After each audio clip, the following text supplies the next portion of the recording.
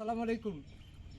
গতকালকে এক প্রবাসী আপু আসলে 15,000 টাকা পাঠিয়েছিল যে একটা তার আহ, আহ, নবীন নামে একটা কোরবানি দেওয়ার জন্য, যে ওনার সামর্থ্য অনুযায়ী চেষ্টা করছে।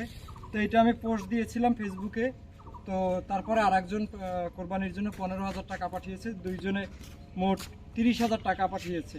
তো একটা আসলে 30,000 টাকা আসলে খাসি হিসাব মেলানো খুব কষ্টকর, সেই কারণে আসলে 36,000 টাকায় 3টা খাসি কিনছি। 6,000 টাকা আমার তরফ থেকে আর কি দিয়েছি, যে আমার পকেট থেকে। তো একজন আপু পাঠিয়েছে যে নবীর নামে কোরবানি দেওয়ার জন্য, আর একজন তার মৃত মা সুরমুতা খাতুন, তার নামে আসলে কোরবানি দেওয়ার জন্য পাঠিয়েছে। তো এই 3টা খাসি কিনেছি 36,000 টাকা দিয়ে, আর ওই গাড়ি ভাড়ার টাকাটা গিয়েছে। যাই হোক, ওনাদের 30,000-এ আসলে হিসাব মিলানো খুব মুশকিল ছিল, কারণ এই সাইজের আসলে 15,000 টাকা সাইজের খাসি পাইতেছি না। তো সেই কারণে 3টা কিনে নিয়ে আসছি আর কি। যাই হোক, সবাইকে ঈদ মোবারক। আর যারা আসলে টাকা পাঠিয়েছে তাদের পরিবারের জন্য দোয়া করি সবাই। আর তারা যেন ভালো থাকে, সুস্থ থাকে।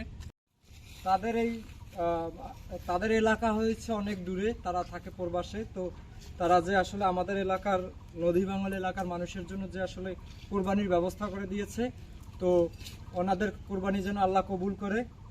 ভালো থাকবেন সবাই। আসসালামু আলাইকুম।